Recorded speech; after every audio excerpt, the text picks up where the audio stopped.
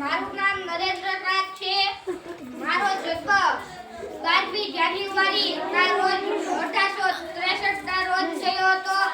મારા પિતાનું નામ વિશ્વનાથ છે અને મારી માતાનું નામ ગુણેશ્વરી દેવી છે. મારી ઓળખ છે ગોળ ભરાવદાર ચહેરો અને તેજસ્વી આંખો. હું શિકાગો શહેરમાં ગયો. ત્યાં ધર્મ પરિષદ ભરાયેલી હતી. દુનિયાના દેશના બધા ધર્મ ગુરુઓ આવેલા હતા. તેમાં સ્પીચ દેવાનો મારો વારો હતો. મારા પહેલા શબ્દો હતા મારા વહાલા ભાઈઓ તથા બહેનો. તે સાંભળતા જ લોકોએ મને તાળીઓના ગડગડાટથી વધાવી લીધો. મેં યુવાનોને એક જ સૂત્ર આપ્યું છે, ઉઠો, જાગો અને ધ્યેય પ્રાપ્તિ સુધી મંડ્યા રહો.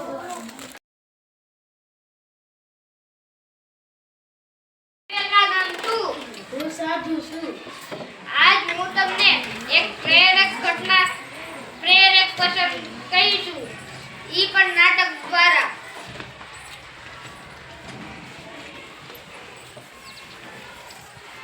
લે આ કેવી સુંદર નદી વહે છે. લ્યો હોડી તો વહી ગઈ. હું ઘડીક રાહ જોઉં, ત્યાં હોડી પાછી 5 મિનિટમાં આવશે. તમે અહીંયા શા માટે બેઠા છો? હું હોડીની વાટ જોઉં છું. હોડી હમણાં આવશે. મારે સામેના કિનારે જવું છે. તમારું નામ શું છે? મારું નામ વિવેકાનંદ છે. તે જ વિવેકાનંદ ને જે બીજા દેશમાં જઈને ભાષણ આપે છે અને પોતાને મહાન માને છે. તમારી પાસે કોઈ શક્તિ છે? નહીં, મારી પાસે કોઈ શક્તિ નથી. જો મારી પાસે પાણી ઉપર ચાલવાની શક્તિ છે, તમે મારી ઘોડે પાણી ઉપર ચાલીને નદી પસાર કરી શકો છો? નહીં, હું નદી પર ચાલી શકતો નથી. પણ તમે આ શક્તિ પ્રાપ્ત કરવા તમે કેટલો સમય લીધો તે મને કહીશો? શક્તિ પ્રાપ્ત કરવા માટે 20 વર્ષ કડી તપસ્યા કરવી પડી હતી. ત્યારે મને આ શક્તિ મળી હતી. તમે આ શક્તિ માટે 20 વર્ષ બગાડ્યા અને તે જ કામ હોડી 5 મિનિટમાં કરી દે છે. અને હોડી વાળો ફક્ત 5 રૂપિયામાં નદી પાર કરાવી દે છે. તમે 20 વર્ષ બગાડી આ શક્તિ આટલું તેની કરતા કોઈકની મદદ કરી હોત તો તમે પણ મહાન તરીકે આખા વિદેશમાં મહાન તરીકે ઓળખાતા હોત. અને તમારામાં મારામાં એટલો જ ફરક છે કે તમે સામાન્ય શક્તિ હાટુ 20 વર્ષ બગાડી અને હું દરરોજ બધાની મદદ કરું છું. હું પણ બીજાની સેવા કરીશ.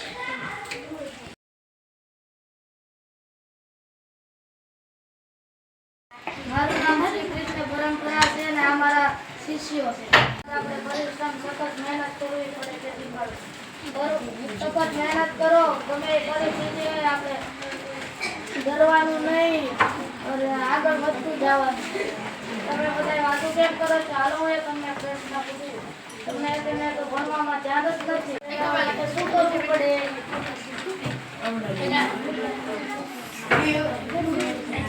સખત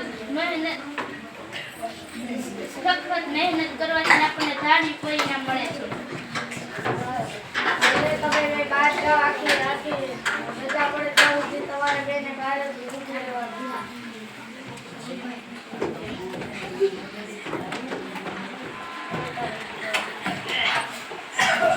ગુરુજી, હું પણ વાતો કરતો તો મને પણ સજા મળવી જોઈએ.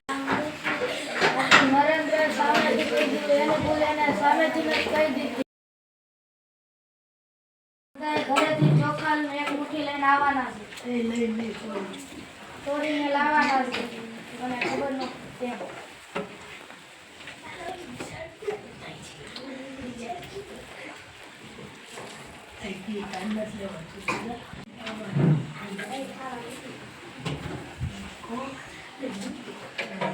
ચાલો તમે બધા ચોખા લઈને આવ્યા.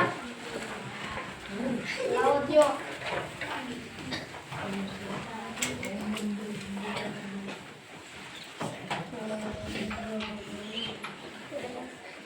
નરેન્દ્ર તું કેમ નથી લાવ્યો? ના, હું ચોરી ન કરું. કોઈ નથી ભાળતું, પણ ભગવાન તો ભાળે છે ને. તમે ચોરી કરવાનું કહો છો, તમે ચોરી વિશે શું વિચારો છો એ માટે મેં તમને ચોખા લાવવાનું કીધું. મારું નામ ખીમસુરિયા માધવી સુરેશભાઈ છે. હું ધોરણ 5માં અભ્યાસ કરું છું. મારી શાળાનું નામ શ્રી પીએમશ્રી નીલવણા પ્રાથમિક શાળા છે.